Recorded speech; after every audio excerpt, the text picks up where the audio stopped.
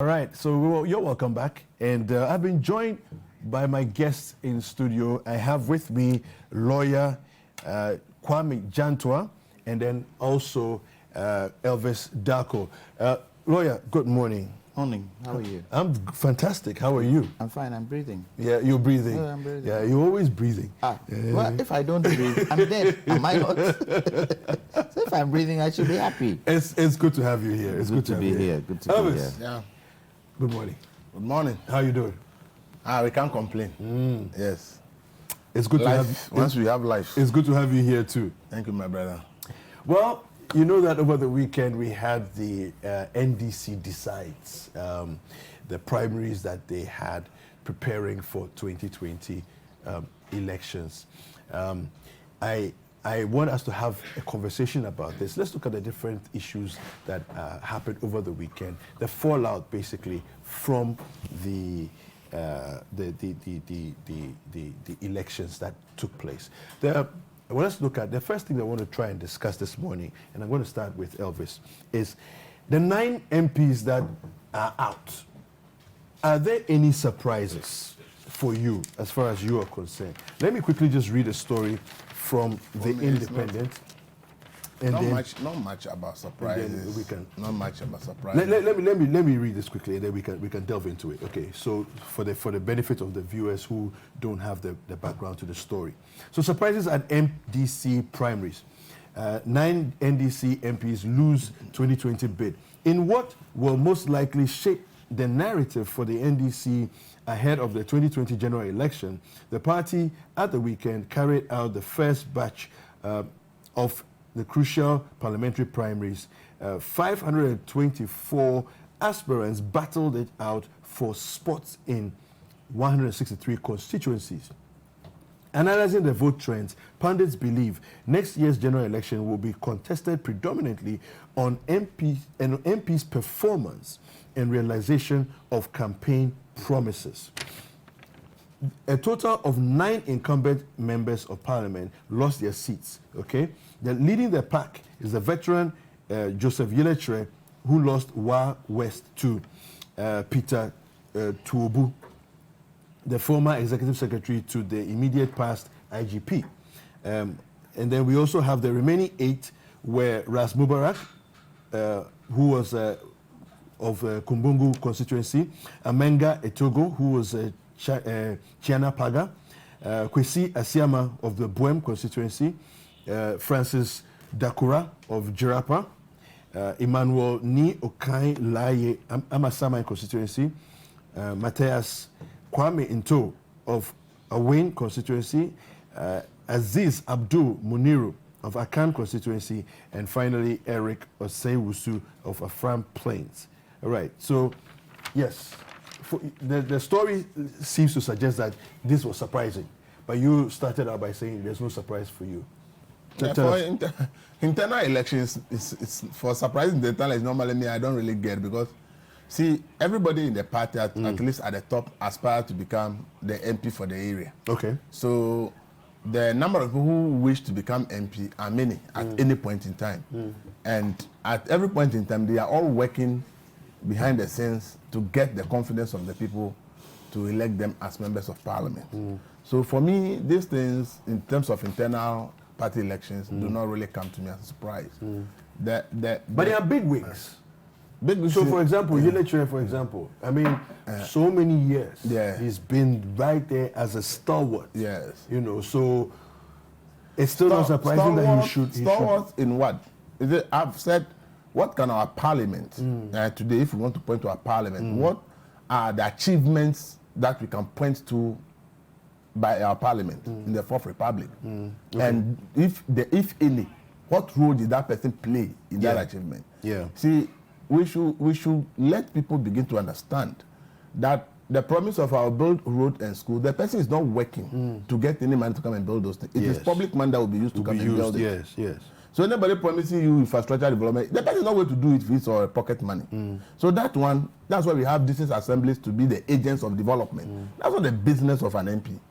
We should elect MPs based on ideological stance. Yes. Okay. So if we are NDC and we believe in social democracy, the question, the MPs we are electing, what are their positions on issues of social democracy? That, for me, should be what should be driving the internal elections of parties. And therefore, when these people are elected on this basis, and then when they come to the national level and they actually win and become, then you see shaping of policy and direction for the country.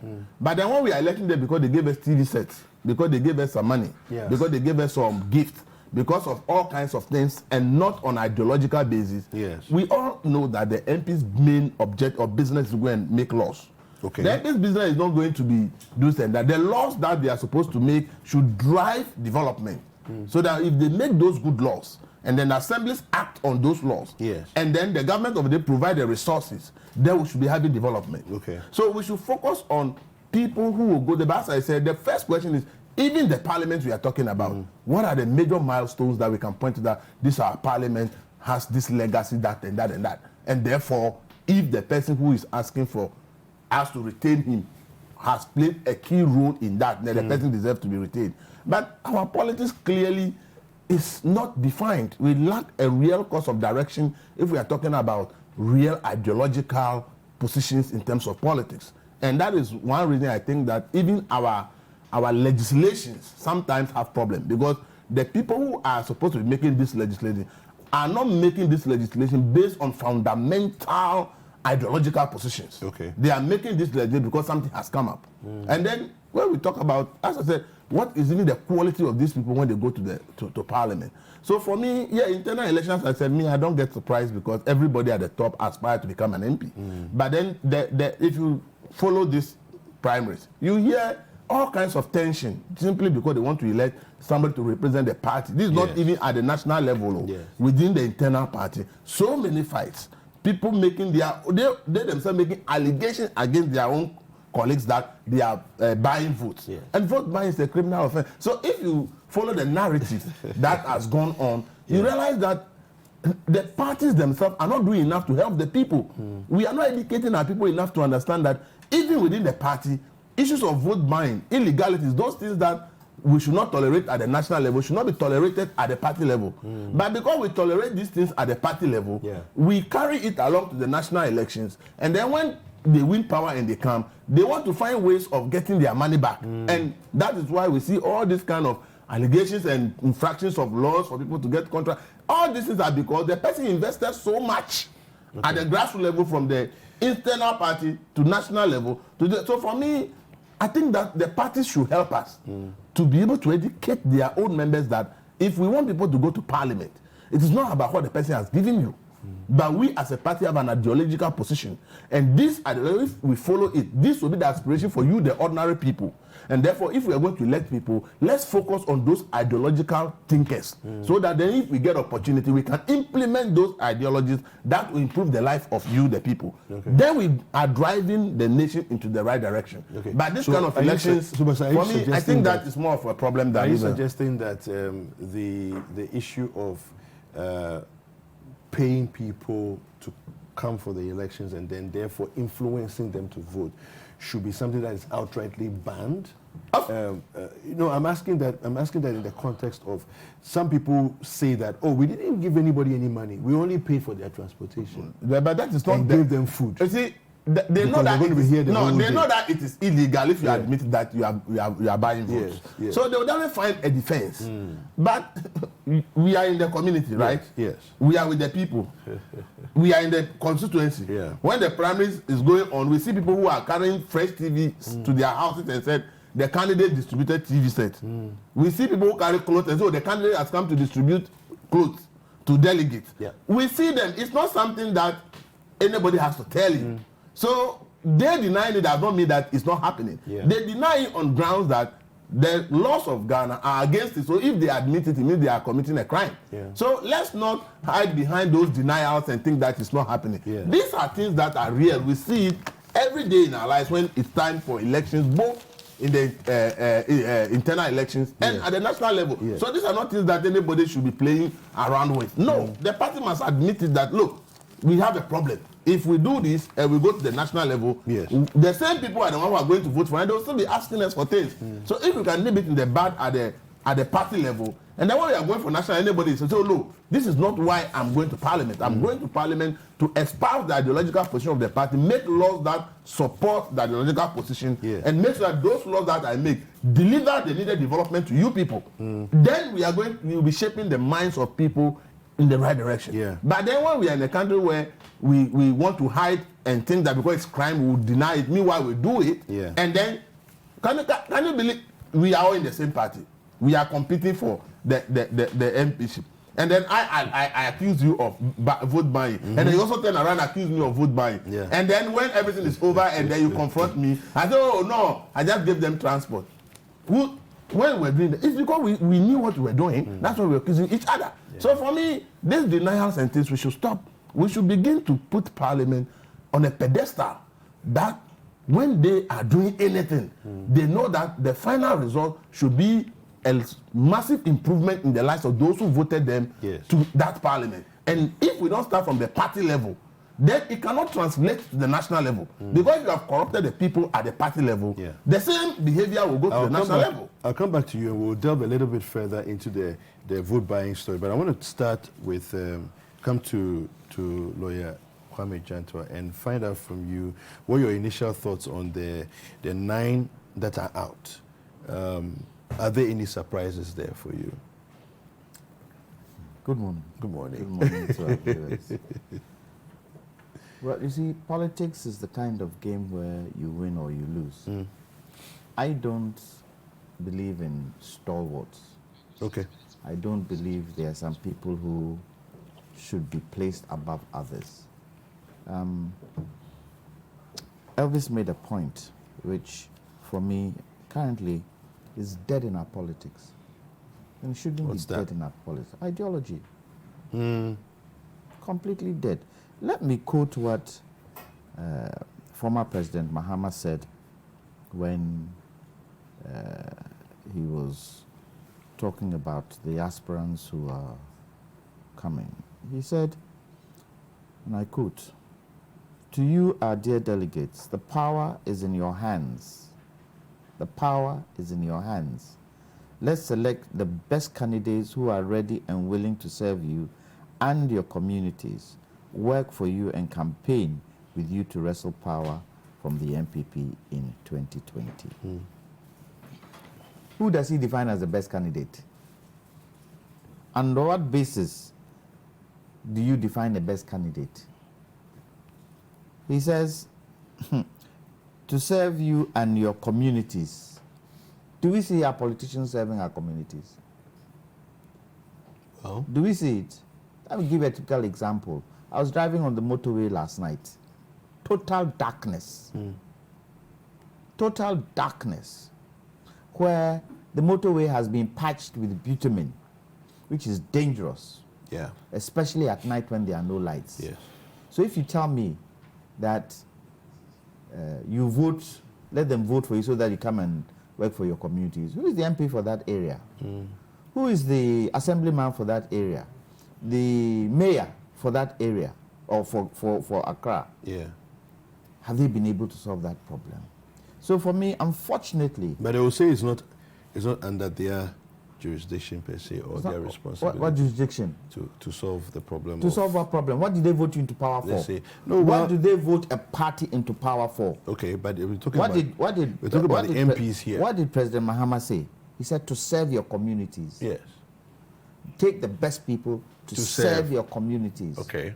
And if you're going to serve the communities, isn't that part of the challenges in the community? Not necessarily. Why not necessarily? No, it's a challenge in the community, but not necessarily under the purview of the MP to fix. Why? If he's not going to fix it, he has the influence to make sure that it is fixed.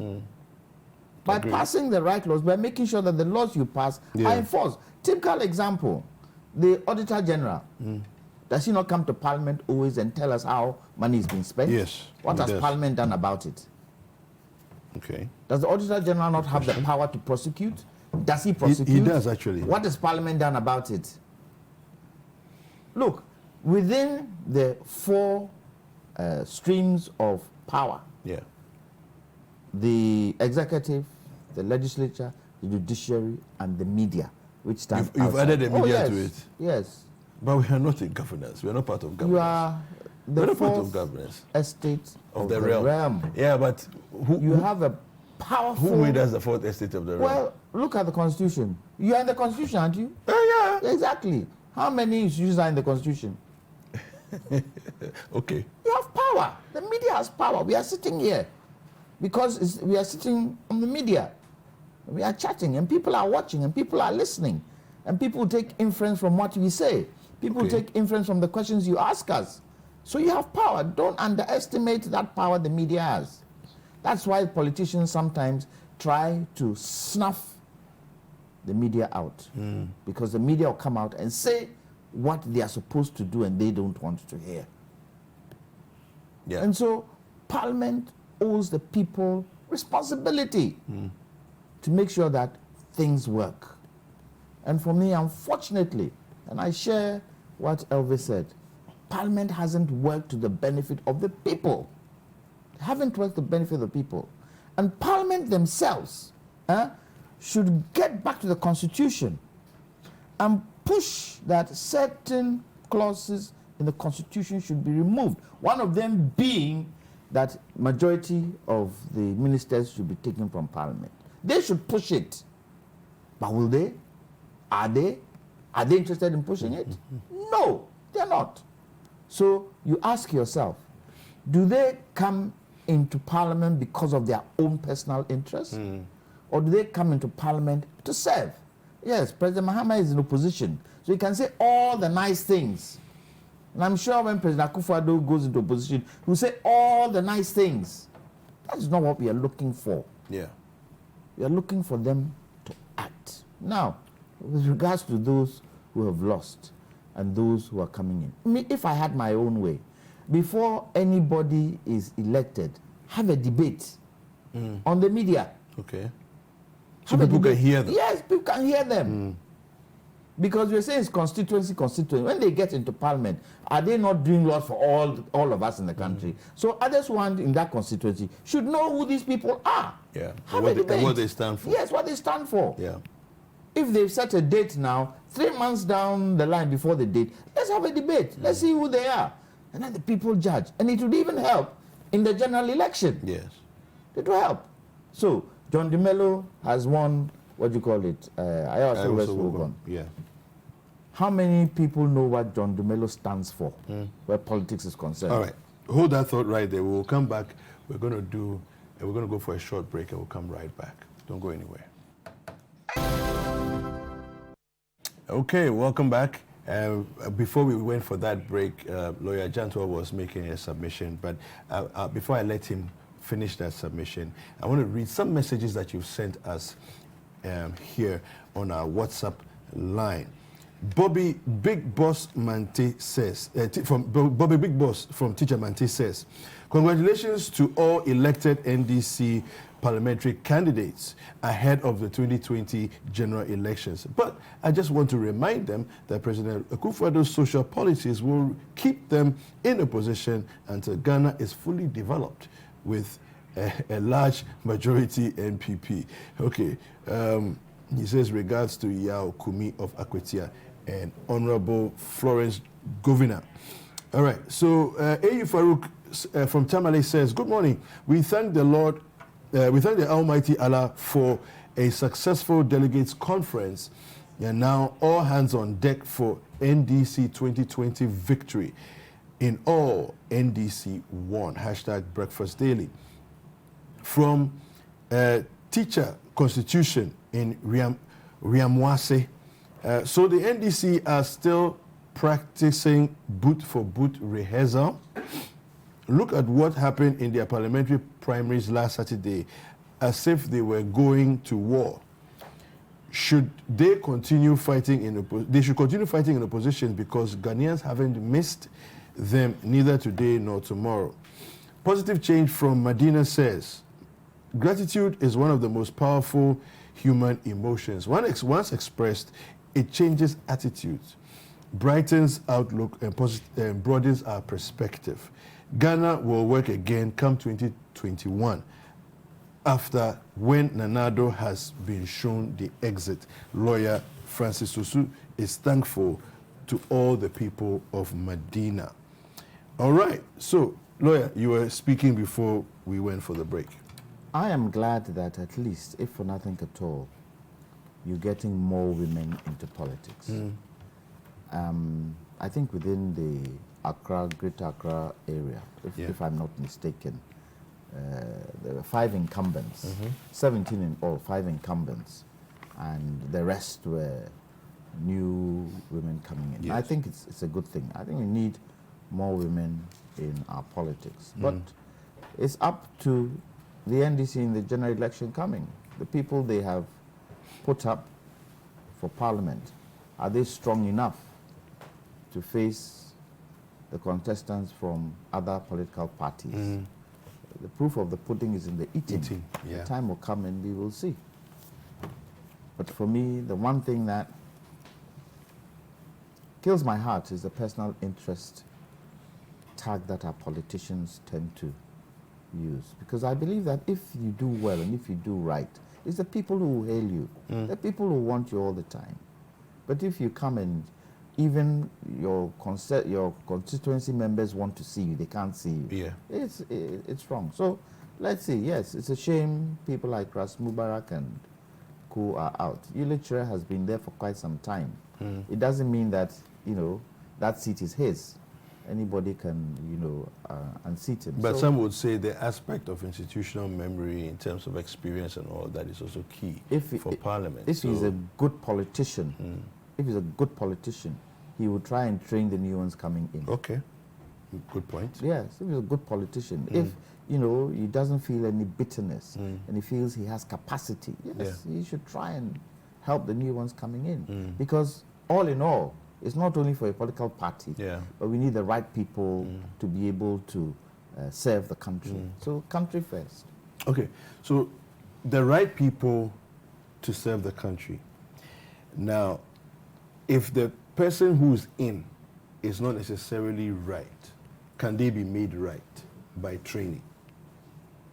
Right on what grounds? I mean, fit for purpose, really. I mean, it's a function as a good MP. So, yeah, of course, but as for Parliament, everywhere in the world, nobody goes to Parliament because you are an expert before going. It's about the resources that is made available to you and the kind of training you are taken through. That brings you up to speed with what Parliament is supposed to do. Let's talk about the incoming people. So the question is, what kind of systems are there in Parliament to make sure that when fresh people come, they are taking up speed to get to know what Parliament is supposed to do, and Parliament itself knowing what it's supposed to be doing. There used to be this training program. It's another issue. Does it still exist? Which training program? If 2 days, 3 days. I'm talking about systems where in a place like the US, there is money in Parliament, and an MP who has a bill before his or her committee and knows that he doesn't have the expertise applies for funding to get a consultant to work on the bill and advise him or her that on this bill and that, these are the key issues to focus on. And therefore, when that person comes to the floor and is making contributions, the person is on solid ground because the work has been done by an expert. Because one person can't do it all, because the committee you are on will be faced with several laws to make, and your expertise will not cover all. And therefore, it gets to a certain point, you need to consult people. But the point is are the resources available for Ghanaian MPs to do similar things, so that when they are going to pass a law and they are able to do this kind of work, they have research assistants. You go to the office of an MP in America, and they have about 10 staff in the one MP's office, and they are all working to help the MP succeed. So we will see all of working on several documents, several issues, just gathering information, getting what is the right information for the MP to be able to make a meaningful contribution to that law. Do we have that kind of system in our Parliament? All right. So these are the areas I think we should be looking at. Fair enough. And you make a good point there. But I want us to just deal with the issue of the incoming people. We see in some cases old faces in terms of the political rounds. They've been around, So Jifago Mashi, for example, she's been in government. Ofusukwachi has been in government, right, before. But then you have new faces like John Dumelo. We also have Francis Osu, and so on. And then, of course, the fisherman from Mr. Hagan in 2nd D. What is it do you think that is making people step outside the quote-unquote comfort political zone? These are delegates, and choosing people who are politically unknown. You think they are politically unknown? Internal politics is not about you being known in the public. It's about being known to your delegates, about people who will decide your fate. So for the delegate, it's not about whether you are known by the general public. That is not their business. Their business, first of all, is, are you known in the constituency? If we put you on the ticket, can you win the seat for us? And then their own personal But that's gains. public, right? That's not even internal politics. That's public. Their own personal gains. What do I gain from you if you become the MP tomorrow? What are you doing for me now that if I vote for you to become the MP, I can continue to benefit? We are having a political system of patronage. It's about what you are able to do for me. How I personally benefit from you is what to determine whether I vote for you as the... So these things are things that are real. We see it. The people are our brothers and sisters. We talk to them every day, and we know what their expectation and why they vote for people. Yeah. So for me, that's what I'm saying, that we are lacking the direction. Look at Europe today. The Greens are winning and are rising. Yeah. Why? Because the key issues that the people of Europe think that are the issues that must be addressed is the Greens that are touching on those issues. Yeah. So you go across the whole of Europe, the Greens are making inroads everywhere they are. This is what we call an ideological position. Explain we for the benefit of our viewers what the Greens are. We the people think that when it comes to the what issue of immigration, we think that people should not be immigrating to our country too much because we are thinking that job opportunities are becoming limited. So we don't want more people in our What's the ideological position we of want the Greens? To follow this and that and that and that. They will not understand. I just want to let them understand that as a people, if we say NDC is a social democratic party, yes, the members of the party should be educated to understand what social democracy means. Okay. If NPP says, for us, we are capitalists, we want people to own properties, do their own business, government has no business in doing business, we only have to create the environment for businesses to thrive. The people in the party should be able to understand that. If it comes to religion, if it comes to other issues, culture, where do you stand? The evangelicals will support Trump because they say Trump policy says, I am against abortion. And we evangelicals, we are opposed to abortion. So this kind of ideological position need to be explained to the people. If you are a member of the NPP, this is what you should understand, that these are the core values that NPP stands for. These are the core values that NDC as a party stands for. So if you are going to elect a candidate, first of all, check whether that candidate has firm belief in that value. Okay? I've heard NDC people complain that they lost the elections because the previous government seems to be shifting away from social democratic principles. And they mention things like, why would the government cancel something like nursing and teacher training allowances? Yeah. Because for them, that was a policy initiative allowed. that was targeted at a certain group of people, which is believed that many of them do not have the financial support. That is why they will go to training even though they qualify for university. So there are these people who will say, look, it's like we are losing our understanding of social democracy, because if you look at the policies the previous government has implemented, they virtually shifted away from our social democratic principles. But how many ordinary people in the NDC understand these kind of principles? For me, that is the issue. How do you belong to an institution and you don't have a firm understanding of the ideology and the principles on which the party is built? So for me, that is the work I think the party itself, if they want to remain relevant, if the parties are looking into their future, because a time is going to come, many people will now take it upon themselves to understand why they need to join a political party and why they need to vote in a certain way. So if you are not at the forefront of educating them to understand that, and there is another force that emerges and focuses on bringing people on board based on their understanding of the ideology they stand for, both the NDC and NPP may lose a lot of people to that particular party, because the people are joining based on belief, based on their own understanding of the issues. They will begin to realize that I'm in NPP or I'm in NDC, but I don't even understand why I am there. But now somebody is making me understand why I should belong to a political party. So I think that if they want to remain relevant, they must make it a point that their ideological positions, it doesn't matter the language, you can explain it to the ordinary person to understand that if we say NPP, development in freedom, these are the cardinal points, and this is what they mean. If we say NDC, social democracy, these are the cardinal points, this is what they mean. So if you belong to the NDC, you should understand that this is why you are in the NDC. If you are in NPP, this is why you are in the NDC. It is only when you bring people up that way. And then it frees pressure on the people at the top. Once the people understand, they are not coming to you to give me money, give me TV, give me this before I vote for you. The person is coming to vote for NDC and you as the candidate because the person understands clearly why NDC must come to power and why you must be the candidate because you've espoused the position of social democracy clearly to that person. That it reduces the pressure. By the time that what we think we can just continue to leverage on the ignorance of the people and influence them with gifts and then we become MP, we become president. It will create a major problem for this country that we cannot carry along the majority of the people with our policies. I'll come back to you. Kwame, the Elvis seems to suggest that if we bother ourselves to educate our delegates on what our core values are as political parties, they will understand. And when they do, they will take decisions based on those informed positions. I want you to first of all touch on the newcomers who are not necessarily politically experienced people. For example, John Dumelo, who's coming in to fight for 2020. Looking at that, what would make people vote for him? And these are not lay people; these are delegates, right? So they are members of a political party. They'll vote for somebody who's supposedly a political outsider. Of course, he was seen, on campaign trail and other things, but he's not done anything in terms of substantial political position, right? But yet they vote for him, and they seem to, it was a convincing win, What would make them do that?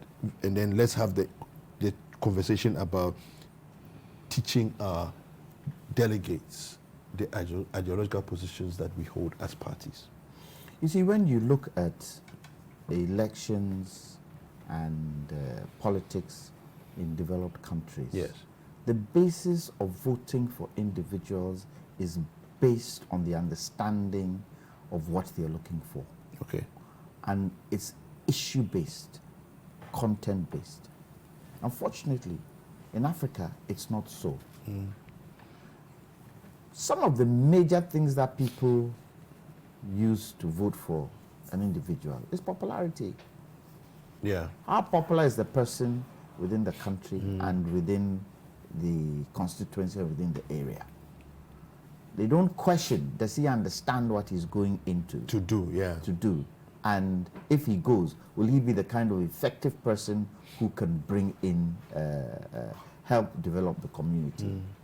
I don't know, and I'll use John Dumelo as an example. I don't know what John Dumelo has done for the community when he was in his own profession. But he's a popular figure. He is a very popular figure. And people assume that because he's a popular figure, he might have influence when he goes into parliament.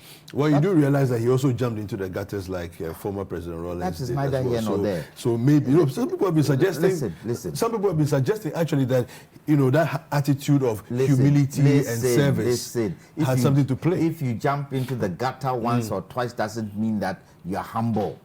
Well, we know that. Let's see you do it continuously. The issue is let's say you do it every day. Impression it gives the delegates. But it's a wrong impression.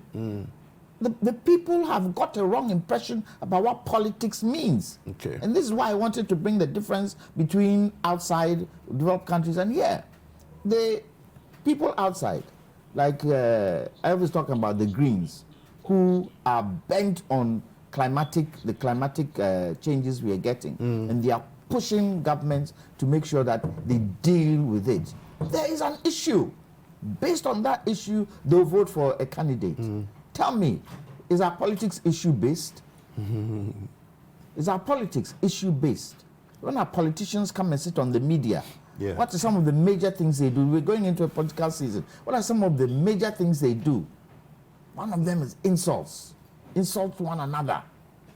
And the people... Let me add, just last week, CDD issued a report that where they interviewed Ghanaians about climate change, 41% of Ghanaians say that they've realized that drought in this country has been severe by 30% in the last 10 years.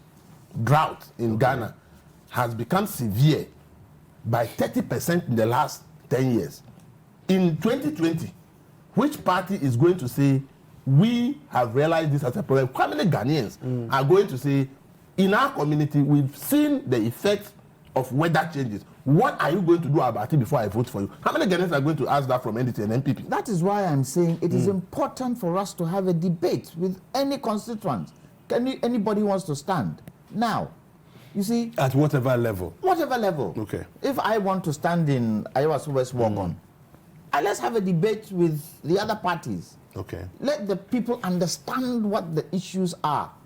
It's not only food and water. It's not only school fees. There are great issues that need to be discussed in the community. But for me, the most important thing, dovetailing into Parliament, is that people should understand what it means, what Parliament means. And people should understand what it takes for Parliament to work. One of the major areas that is so important, but is a nerve for Parliament's work, is the committees. So if you vote people in who cannot assimilate and analyze work that the committees do, are you benefiting Parliament? And in so doing, are you benefiting the nation? And it's also up to the individual that now that these new ones have come in, and you indicate that they are new, they haven't been there before, they have the responsibility to educate themselves now, before the next election. What was your last question? I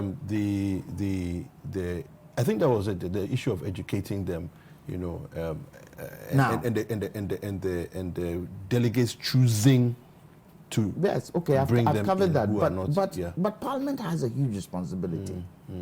Parliament, on an ongoing basis, should tell the people what they do.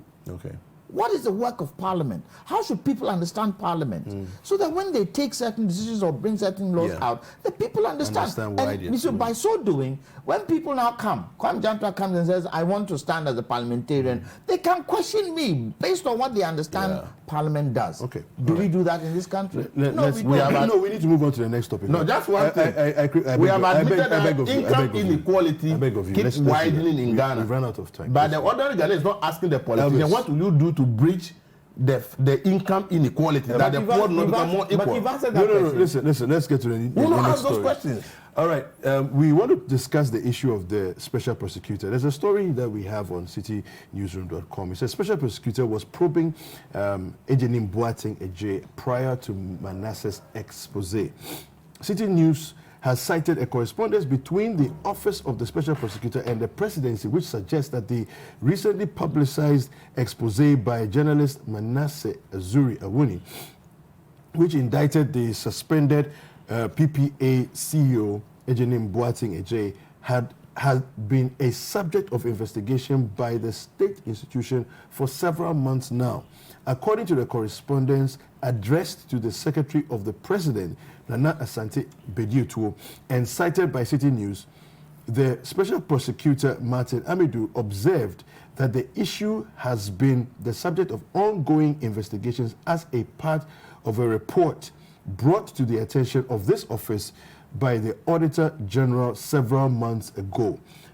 Although Mr. Amidou stated in the letter to the presidency that he had called Mr. Azuri to congratulate him on the work done, he noted that his office has independently gathered intelligence on this matter and has been provided with facts and materials from other sources, particularly from the Audit Service and the Registrar of Companies. I'll start with you, Lawyer Jantua. This issue has come to a fore. The president's requested for, well, he's already suspended him anyway. That is the CEO of the Public Procurement Authority. He's been suspended by the president. But the president has made a request also to the special prosecutor to investigate the matter. And the news that we're reading here is that he has already been improving this situation for some time now. What's going on here? If the presidency is already aware that this has been going on, why the request for